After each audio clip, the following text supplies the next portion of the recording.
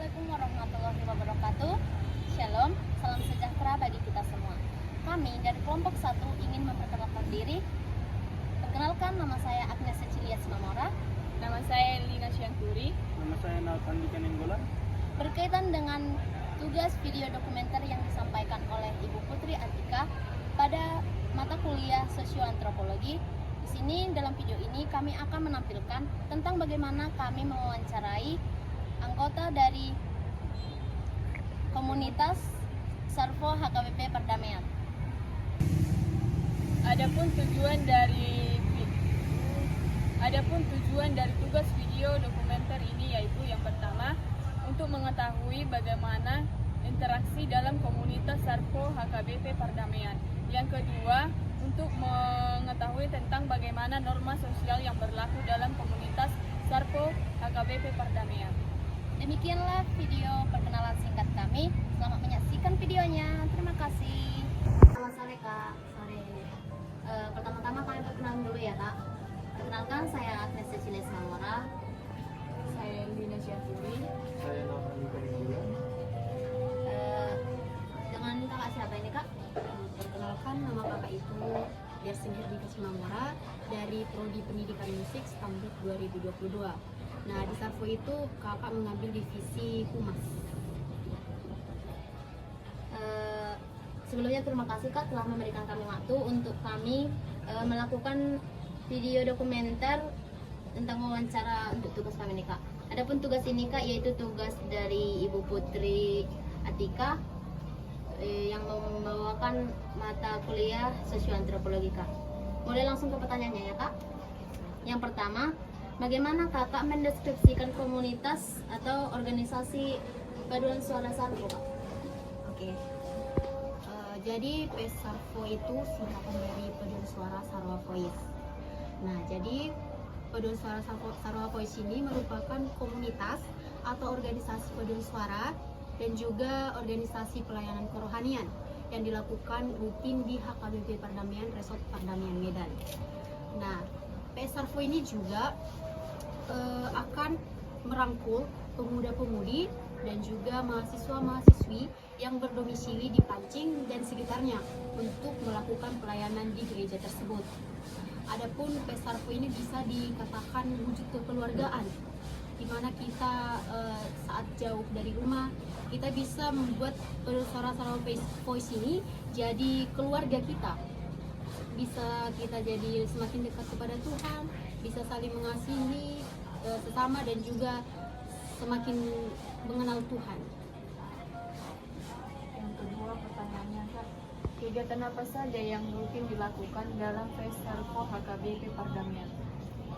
Untuk kegiatan Paduan Suara Saroha Voice itu sangat banyak, tapi saya menyebutnya secara umumnya saja. Yang pertama itu Paduan Suara Saroha Voice melakukan pertemuan rutin 2 kali dalam seminggu, yaitu di hari Jumat dan juga Sabtu, tepatnya di pukul 7. Tempatnya ada 2, ada di GSM atau Gedung Sekolah Minggu dan juga di sekretariat tepatnya di Rumah Tulang atau Pembina Sarwa Voice. Kemudian yang kedua ada kegiatan ibadah pelayanan di hari Minggunya di gereja HKBP Perdamaian Resort Perdamaian Medan. Pelayanannya berupa ada kolektan, pentamu, tukang parkir, penghitung dan juga kegiatan lainnya. Ada juga kegiatan ibadah rutin sesuai agenda yang sudah ditetapkan. Yang keempat ada juga kegiatan sosial, yaitu kegiatan pertanyangan dan juga kegiatan gotong royong. Kemudian yang kelima ada juga kegiatan di luar HKBP Perdamaian Medan, yaitu kegiatan retreat dan juga kunjungan gereja. Pertanyaan berikutnya Kak, kebudayaan atau kebiasaan apa yang dijaga di organisasi Sarvo Kak? Untuk kebiasaan yang dilakukan Sarvo itu tidak lupa dari 5S, yaitu ada senyum, sapa, salam, sopan dan juga santun. Selain dari itu, Sarvo sangat berkebiasaan untuk merangkul sesama dalam kegiatan apapun. terkhusus dalam saling membantu, saling mengasihi dan juga saling menyayangi. Pertanyaan selanjutnya Kak, norma atau aturan apa yang berlaku dalam organisasi PS Sarko ini? Untuk aturan PS Sarko itu sudah tertulis di ART. Yang pertama itu ada calon anggota misalnya. Jadi calon anggota ini harus memenuhi 6 kali pertemuan untuk menjadi anggota tetap aktif Paduan Suara Sarawak Voice. Nah, setelah 6 kali pertemuan, anggota ini akan ditetapkan menjadi anggota tetap aktif dan akan membayar uang pangkal yang dibayar sekali saja dan juga membayar uang kas per minggunya. Selain dari itu, ada juga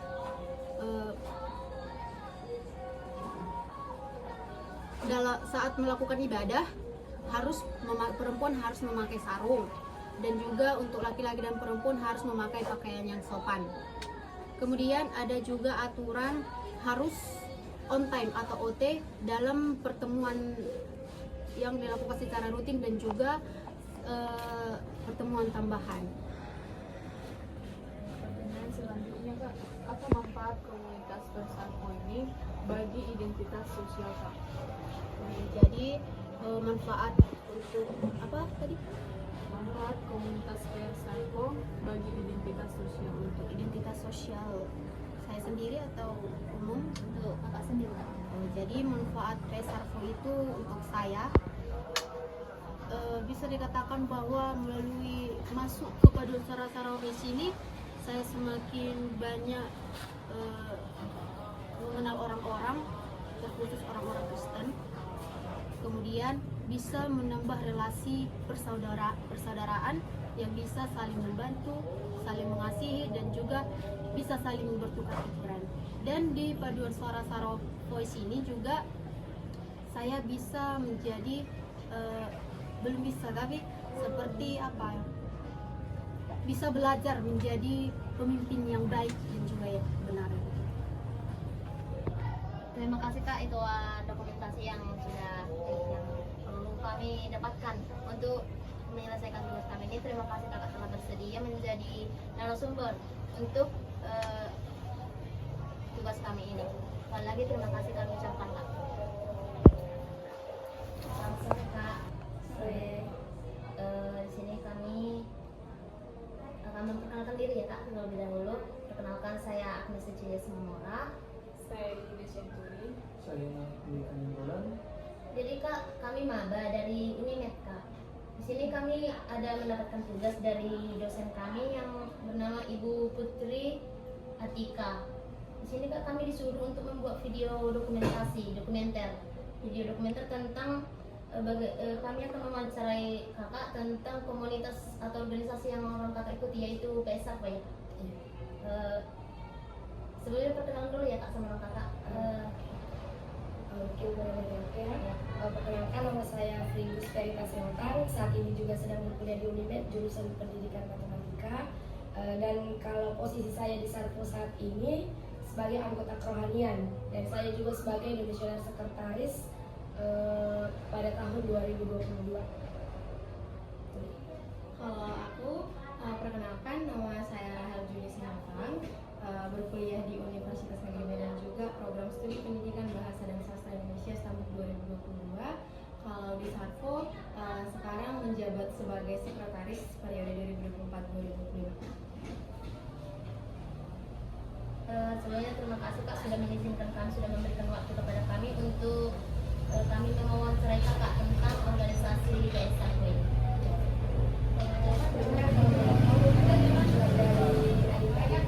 Wawancarai kami tentang organisasi ini apa ya? Jadi tujuan dari wawancara atau tugas dari video dokumenter ini yaitu yang pertama untuk mengidentifikasi tentang bagaimana interaksi dalam komunitas PS Sarko di HKBP Perdamaian. Yang kedua itu tentang bagaimana norma sosial yang berlaku dalam komunitas yang terjadi di PS Sarko HKBP Perdamaian. Jadi langsung ke data-data yang ingin kami perlukan ya Kak, ke pertanyaannya. Yang pertama, bagaimana Kakak mendeskripsikan tentang organisasi PS Sarko ini? Oke, mungkin saya dulu yang jawab ya. Sederhananya PS Sarvo ini organisasi kerohanian yang bergerak dalam bidang paduan syara dan pelayanan di gereja. Jadi kami melakukan pelayanan di gereja HKBP Pardamaian dan juga kami melakukan paduan suara. Yang seperti kita tahu ya, paduan suara itu pasti berkor di gereja ataupun di tempat-tempat lainnya yang mungkin diperlukan. Itu aja sih mungkin deskripsi singkat dari saya. Nah, kalau dari itu ya sama juga karena kan juga ada orang dari dalam kan. PSRV ya dari namanya juga paduan suara Saroha Voice, dinaungi oleh gereja HKBP Pardamaian Resort Pardamaian Medan. Kami melakukan pelayanan setiap hari Minggu dan pertemuan-pertemuan wajib kami dan juga pertemuan tambahan, dan namanya juga paduan suara. Kami berpaduan suara baik itu di HKBP Pardamaian maupun di gereja lain sesuai dengan kesepakatan kami. Yang kedua, kegiatan apa saja yang rutin dilakukan oleh Kakak? Oke, baik. Kalau kegiatan rutin yang pertama kami ada 2 kali pertemuan dalam 1 minggunya, di mana di pertemuan itu agenda rutin kami yang pertama pasti kami akan melakukan latihan core. Baik kami akan tampil atau tidak, kami akan ada latihan core. Yang selanjutnya yang kami lakukan itu selain di hari Jumat dan di hari Sabtu itu, kami melakukan pelayanan di setiap hari Minggu sesuai dengan jadwal yang diberikan kepada kami. Biasanya di setiap hari Minggu itu kami dapat 2 kali pelayanan, baik itu sebagai penerima tamu jemaat, baik itu untuk mengumpulkan persembahan, menghitung jemaat yang hadir, menjadi petugas parkir dan lain sebagainya yang bisa kami bantu berpelayanan di HKBP Pardamaian. Selain itu kami juga ada punya kegiatan wajib tahunan seperti kami akan Natal, Pasca, dan kegiatan kerohanian lainnya karena kami adalah organisasi bidang kerohanian. Gimana ya? Kalau dari pandangan itu, iya sama gitu kan. 2 lah kegiatan besar PSRV itu, yang pertama Natal, yang kedua retret. Kalau Natal kan pasti di bulan 12, kalau retret itu di semester B di sekitar bulan-bulan 6 gitu kan. Kemudian kegiatan rutin lainnya kita di pelayanan setiap hari Minggu, dan itu sesuai dengan agendanya Unimed. Kalau Unimed libur, kami juga libur karena semuanya itu kan mahasiswa dari pendatang kan, perantau gitu. Kemudian untuk kegiatan rutinnya itu tadi, pertemuan wajibnya itu di Jumat dan Sabtu. Kalau misalnya kita butuh pertemuan tambahan, kami buat pertemuan tambahan. Dan di sini ada berkor, ada rapat, karena ada ibadah juga dan kegiatan sosial lainnya. Untuk pertanyaan selanjutnya Kak ya, kebudayaan atau kebiasaan apa yang dijaga dalam organisasi PS Sarvo ini? Kalau kebiasaan di PS Sarvo yang mungkin yang aku dapatkan ya atau aku ingat gitu, yang pertama itu ketika kita datang, kita harus menyalami semua orang yang ada di situ gitu. Jadi semakin lama kita datang, semakin banyak orang yang harus kita salam dan kita sapa, tidak boleh ada yang terlewatkan. Itu salah satu budaya yang turun-temurun yang sampai saat ini harus kami lakukan gitu. Kalau kami tidak lakukan pasti kami akan ditegur atau kayak kok tidak disalam, kok tidak disapa gitu. Karena kami memang setiap datang atau bahkan setiap bertemu dimanapun itu harus salam dan sapa. Itu aja sih mungkin salah satu budaya yang ada di PS Sarvo. Kalau dariku budaya berteman dekatnya kekeluargaan di Sarvo itu cukup erat gitu, karena kalau udah masuk ke Sarvo itu pertemanan antara bahkan angkatan yang paling muda ke angkatan yang paling tua itu kan ada yang misalnya anak 22, ada anak 25 sekarang, atau tahun-tahun sebelumnya ada anak 20, 19 gitu. Itu dekat kali, dan kalau misalnya tadi yang disampaikan saling salam itu memang kebiasaan yang sangat saya pribadi kagumi, dan saling bersosial secara erat itu. Kalau setiap ada yang sempro, ada yang sidang, ada yang wisuda, selalu kami kunjungi itu secara bersama-sama. Itu kebiasaan yang ada di sana. Yang selanjutnya dari Pak, norma dan aturan apa yang ada dalam organisasi PSRV? Oke, baik. Kalau aturan seperti mungkin organisasi-organisasi lainnya, kami terikat terkait dengan ADART gitu. Mungkin kita udah tahu ya ADART, anggaran dasar rumah tangga. Nah di situ kami terikat oleh beberapa pasal, tapi ada juga aturan-aturan mungkin yang tidak tertulis, tapi ya harus kami lakukan ya.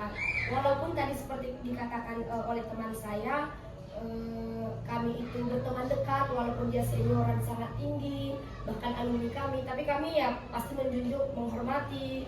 Mungkin dia domisioner BPH, domisioner alumni dari BPH, kami harus sangat menghormati mereka, walaupun mereka memperlakukan kami seperti temannya. Itu mungkin yang tidak tertulis ya. Kalau yang tertulis kami punya banyak. Salah satu contohnya ketika kami datang pertemuan di hari Jumat dan Sabtu, kami tidak boleh memakai celana yang tidak sampai ke mata kaki, baik itu laki-laki atau perempuan. Kalau misalnya kami datang memakai rok atau memakai celana yang tidak memenuhi aturan itu, kami harus bawa sarung. Atau ketika kami datang pertemuan, karena kami ada 2 tempat pertemuan, salah satunya ke sekretariat kami harus menggunakan sarung bagi perempuan dan itu wajib. Jadi kalau tidak pasti kami akan dapat teguran. Itu yang kedua, aturan atau norma yang mengikat paduan suara Sarawak Voice. Selanjutnya ya seperti aturan-aturan biasa yang menjaga nama baik kami, menjaga nama baik HKBP Perdamaian ya, karena kami di bawah naungan HKBP Perdamaian ke semua orang begitu. Jadi kami tidak boleh merusak citra paduan suara Sarawak Voice, baik dari tingkah laku kami atau mungkin dari cara kami bersosial dengan orang lain gitu, karena kami dikenal oleh orang lain sebagai paduan suara Sarawak Voice. Mungkin itu aturan dari aku.